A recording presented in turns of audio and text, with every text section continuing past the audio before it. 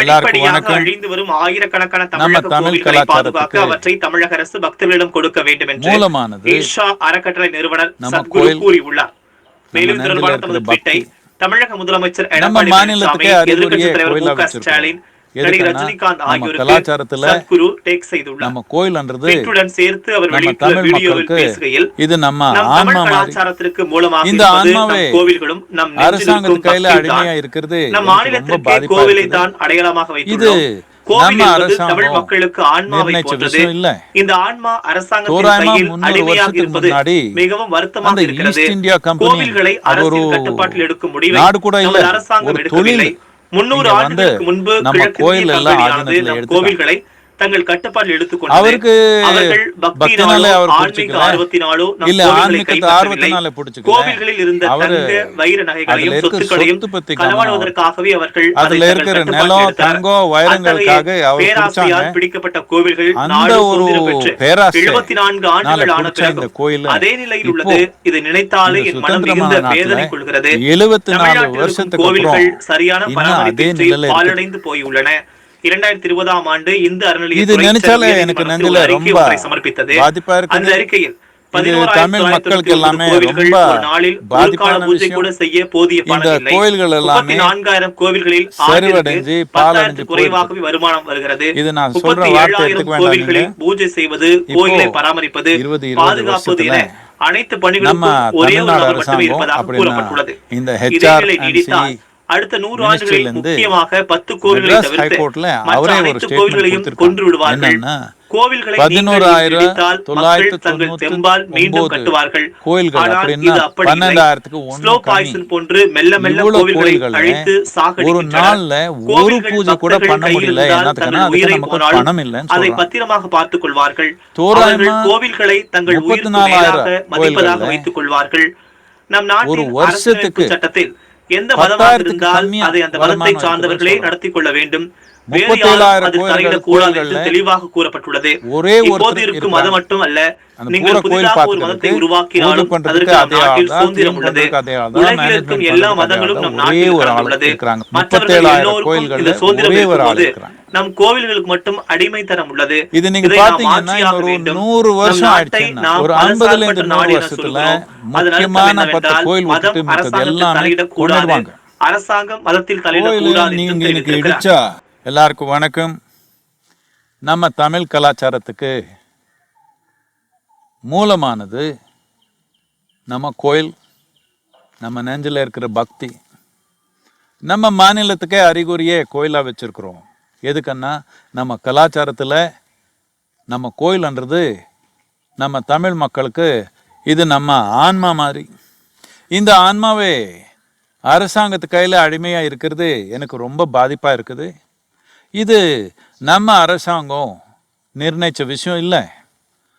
தோராயமாக 300 வருஷத்துக்கு முன்னாடி அந்த ஈஸ்ட் இந்தியா கம்பெனின்னு, அது ஒரு நாடு கூட இல்லை, அது ஒரு தொழில். இங்கே வந்து நம்ம கோயில் எல்லாம் ஆதீனத்தில் எடுத்துட்டாங்க. அவருக்கு பக்தினாலே அவர் பிடிச்சிக்கல, இல்லை ஆன்மீகத்தை ஆர்வத்தினாலே பிடிச்சிக்கல. அவர் அதில் இருக்கிற சொத்து பற்றி கவனம் அவருக்கு. அதில் இருக்கிற நிலம், தங்கம், வைரங்களுக்காக அவர் பிடிச்சாங்க. அந்த ஒரு பேராசைனால பிடிச்ச இந்த கோயில் இப்போது இந்த சுதந்திரமான நாட்டில் 74 வருஷத்துக்கு அப்புறம் இன்னும் அதே நிலையில் இருக்குது. இது நினைச்சாலே எனக்கு நெஞ்சில் ரொம்ப பாதிப்பாக இருக்குது. இது தமிழ் மக்களுக்கு எல்லாமே ரொம்ப பாதிப்பான விஷயம்.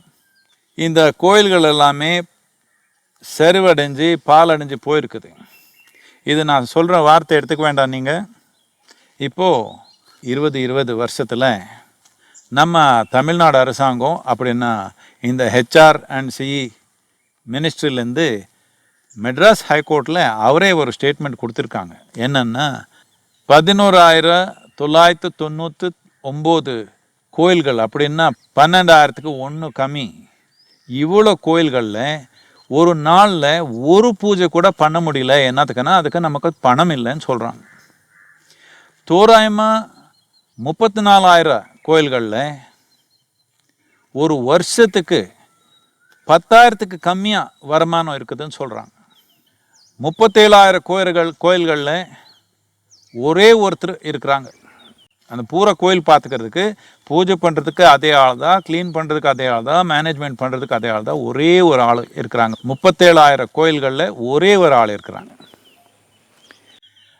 இது நீங்கள் பார்த்தீங்கன்னா இன்னொரு 100 வருஷம் ஆயிடுச்சுன்னா, ஒரு 50லேருந்து 100 வருஷத்தில் முக்கியமான 10 கோயில் விட்டுட்டு மித்தது எல்லாமே கொன்னிடுவாங்க.